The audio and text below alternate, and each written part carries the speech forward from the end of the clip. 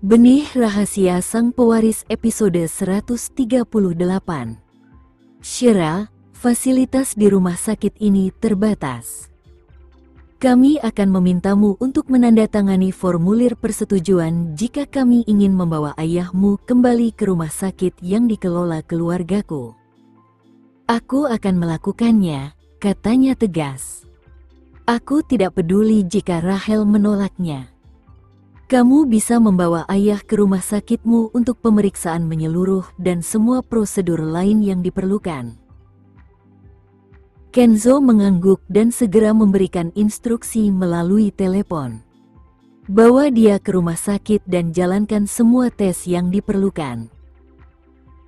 Setelah sarapan, Shira menuju ke rumah sakit untuk menandatangani dokumen pemindahan pasien. Harapan baru muncul ketika dia melihat ayahnya didorong ke ambulans yang sedang menyala.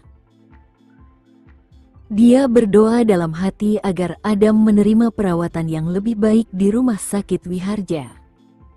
Ambulans baru saja pergi ketika telepon Shira berdering. Ia melirik ide penelepon, dan saat melihat nama Rahel muncul di layar, ia tahu bahwa ibu tirinya sudah tahu tentang pemindahan Adam ke rumah sakit Wiharja. "Ada apa?" tanya Shira tanpa rasa takut, tanpa basa-basi saat mengangkat telepon. "Jangan kira aku tidak tahu apa yang sedang kau rencanakan. Shira, siapa yang memberimu hak untuk memindahkan ayahmu ke rumah sakit lain? Ayahmu tidak dalam kondisi yang memungkinkan untuk dipindahkan seenaknya. Lebih baik kau berdoa agar dia bangun, karena jika tidak, kau akan menanggung akibatnya." Bentak Rahel dengan nada marah di ujung telepon. "Aku akan bertanggung jawab penuh atas apapun," jawab Shira singkat. "Dia ayahku, dan aku ingin dia bangun lebih dari siapapun, terutama kamu. Simpan saja perasaan palsumu untuk orang bodoh yang akan mempercayainya, Shira. Kau hanya ingin ayahmu mati agar kau dapat mengambil alih perusahaannya. Itu saja, bukan? Aku tahu persis bagaimana pikiranmu itu bekerja, dasar jalang. Kau telah mengincar perusahaannya selama ini." Rahel menuduh, memutarbalikkan situasi, agar terdengar seperti Shira yang punya niat jahat. Shira begitu marah dengan hal ini hingga tubuhnya gemetar.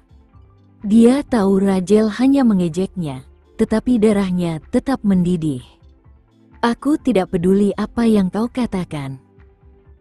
Yang kuinginkan hanyalah agar ayah mendapatkan perawatan terbaik yang ada." Dia memutuskan untuk mengabaikan wanita malang itu setelah ini. "Aku menolak suamiku dirawat di rumah sakit Wiharja. Aku tidak suka itu, dan aku menuntutmu untuk segera mengirimnya kembali ke rumah sakit umum." "Kau mendengarku?" Rahel meraung. Tanpa sepatah kata pun, Shira mengakhiri panggilannya dan menoleh ke arah Kenzo, yang sedari tadi berdiri di samping. "Ayo pergi." Saat ini, Rahel menggertakkan giginya saat ia bergegas menuju rumah sakit. Wanita tak berguna itu menutup teleponku. "Mama, apa yang harus kita lakukan?" Rumah sakit Wiharja memiliki fasilitas canggih dan beberapa dokter terbaik di dunia. Jika ayah sadar kembali setelah menerima perawatan di sana, maka semua usaha kita akan sia-sia. Livy meratap. "Kita akan segera ke rumah sakit Wiharja. Aku akan membawa Adam kembali ke rumah sakit umum, apapun yang terjadi." Gerutu Rahel, memutuskan untuk menggunakan kartu istri itu demi keuntungannya. Di firma hukum Adam yang paling terpercaya, Gilang tengah asyik mengobrol dengan seorang pria paruh baya. Di atas meja ada sebuah perjanjian dengan kartu bank di atasnya. "Saya dengar Anda telah mengumpulkan banyak utang judi, Tuan Tony, tetapi saya yakin uang di sini cukup untuk membantu Anda mengatasi masalah," kata Gilang dengan lugas. Sepertinya Anda sudah siap, Tuan Gilang. Bagaimana kabar Presiden Nugraha? Karena keterlambatan dalam memberikan perawatan medis segera, Presiden Nugraha dinyatakan koma, dan dia mungkin tidak akan pernah bangun lagi. Mata Tony berbinar mendengarnya. Mengetahui bahwa kesepakatan itu pasti bebas risiko, ia dengan senang hati meraih perjanjian dan kartu bank sambil menuntut, "Aku ingin 2% saham di Nugraha Constructions setelah aku melihat kesepakatannya." Ini adalah kesempatan yang sempurna baginya untuk menjadi kaya, dan ia akan menjadi bodoh jika tidak memanfaatkannya. Gilang punya wewenang untuk menyetujui usulan ini, dan dia tahu dia harus melakukannya, mengingat menukar surat wasiat adalah bagian terpenting dari keseluruhan rencana. Baiklah. Kalau begitu, kita akan berada di pihak yang sama mulai sekarang, jawabnya sambil mengangguk. Kemudian, Tony pergi ke brankas dan mengambil surat wasiat lama yang dibuat Adam, lalu merobeknya menjadi beberapa bagian di depan Gilang. Setelah melakukannya, dia menyelipkan yang baru itu ke dalam brankas. Senyum puas tersungging di bibir Gilang. Akhirnya, wasiat itu berhasil dialihkan. Sekarang, Rahel dan Livy akan mewarisi 60% saham Nugrana Constructions, yang berarti aset dan likuiditas senilai 1,5 triliun. Sementara itu, di Rumah Sakit Wiharja, Adam dikirim ke salah satu ruang pemeriksaan untuk menjalani beberapa tes. Shira menunggu dengan cemas di lorong bersama Firdaus, yang berdiri di belakangnya untuk menemaninya sementara Kenzo kembali ke perusahaan untuk menangani masalah pekerjaan yang penting. "Apakah Anda ingin duduk, Nona Nugraha?" tanya Firdaus sambil menatap wanita itu dengan khawatir. "Tidak, aku baik-baik saja," Shira bergumam lelah sambil menggelengkan kepalanya. Dia berdoa dalam hati agar hasil tesnya menunjukkan hasil positif. Tepat saat itu, seorang perawat yang bertugas di lantai ini mendatangi mereka dan berkata, "Nona Nugraha, 2 anggota keluarga Anda telah tiba dan mereka menunggu di luar pintu masuk. Mereka sangat cemas. Haruskah saya mengizinkan mereka masuk?" Shira mengerutkan kening. Ia tidak perlu bertanya untuk mengetahui bahwa orang-orang yang mengamuk di luar pintu masuk adalah Livy dan Rahel.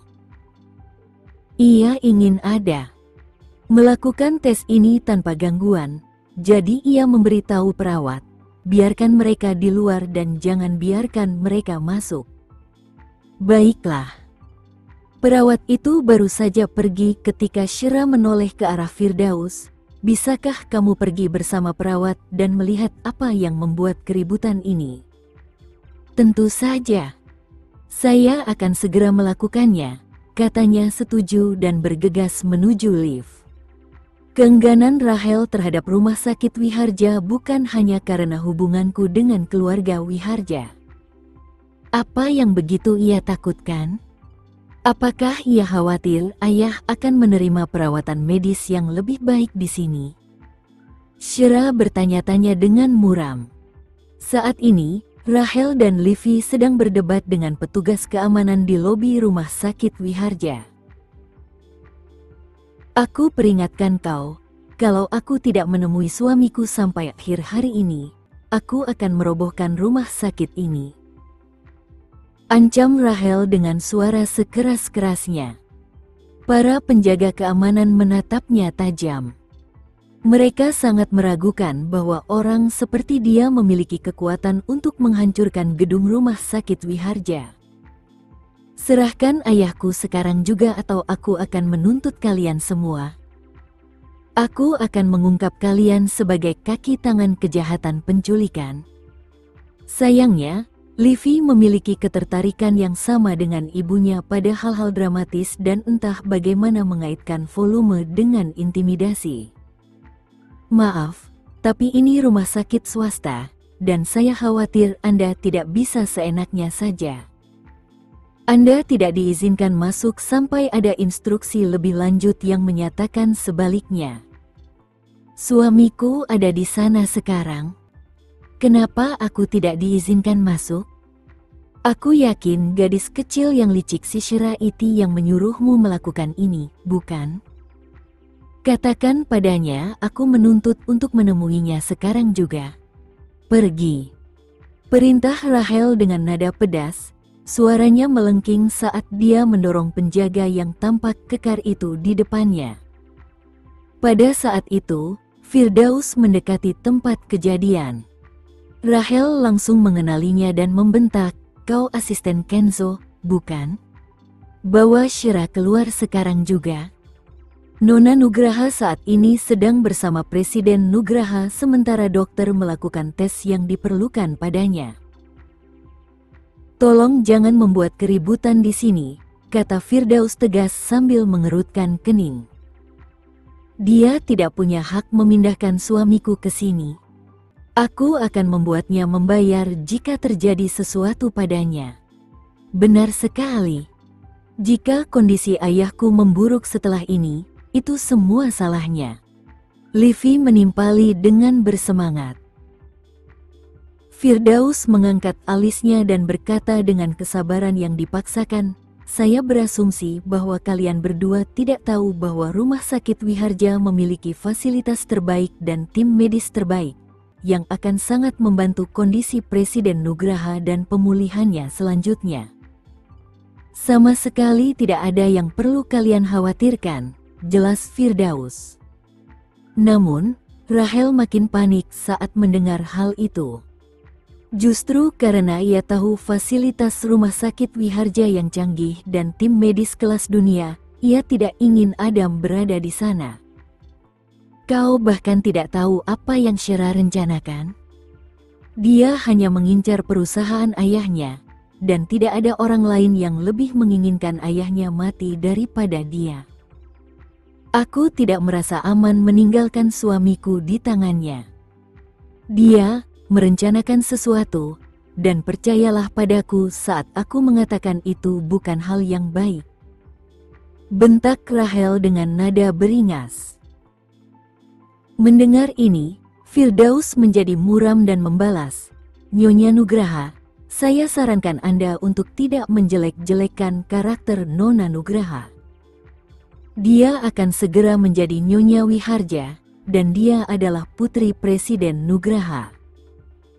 Saya dapat meyakinkan Anda bahwa dia tidak menaruh dendam terhadapnya."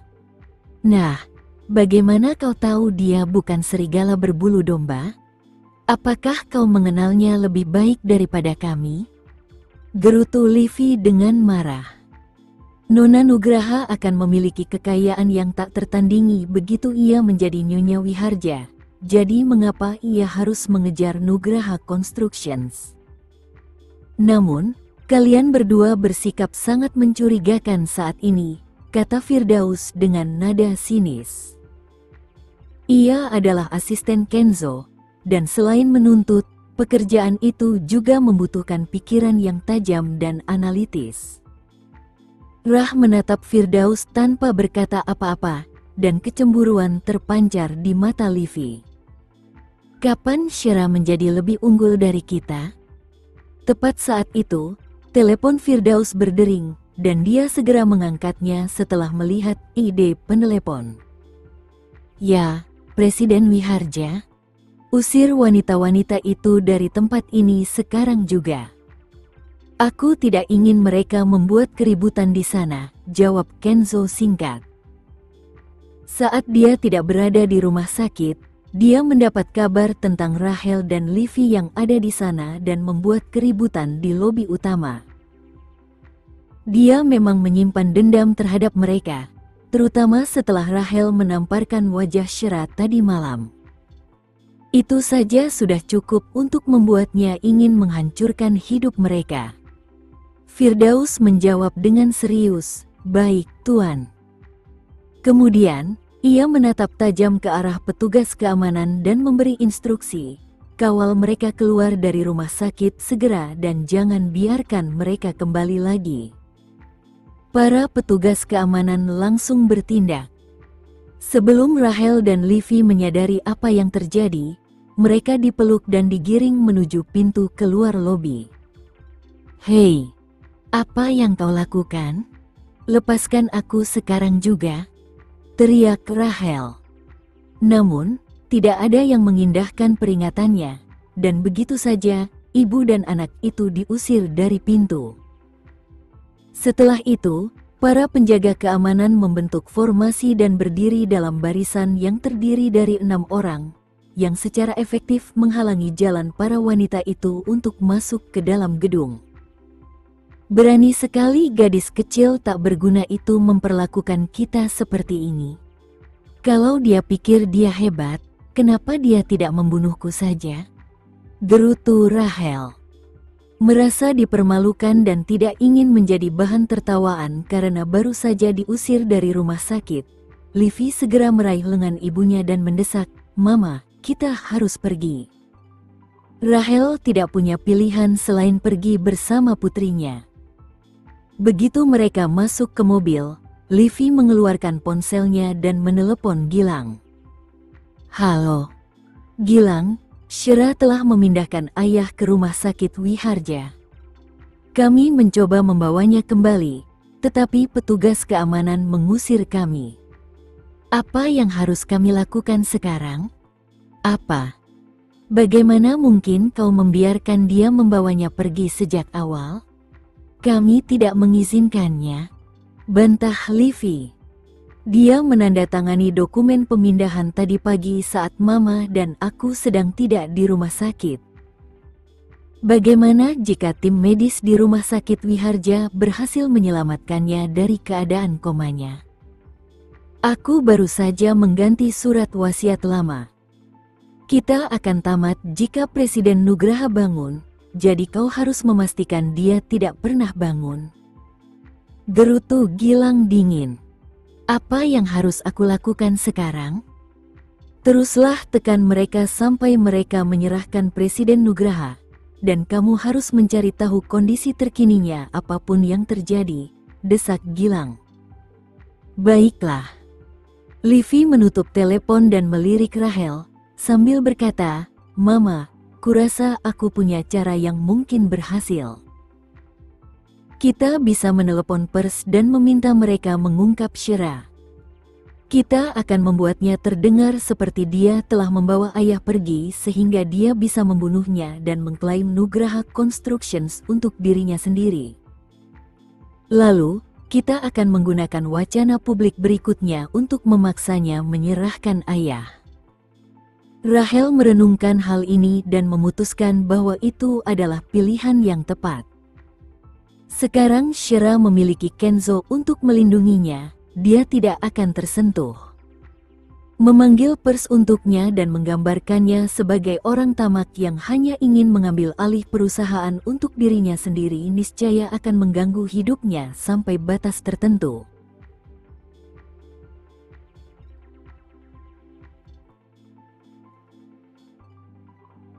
Sekian dulu ya video kali ini. Kita lanjutkan lagi videonya di lain waktu. Oh iya, bagaimana menurut kalian? Semoga bisa sedikit menghibur kalian semua. Untuk teman-teman yang baru nonton, jangan lupa subscribe ya, hehehe. Dan kalau teman-teman ada yang ingin gabung langganan, bisa langsung gabung saja untuk dapat fitur yang menarik dan sedikit membantu Mimin. Terima kasih banyak sudah menonton, sampai jumpa lagi, bye.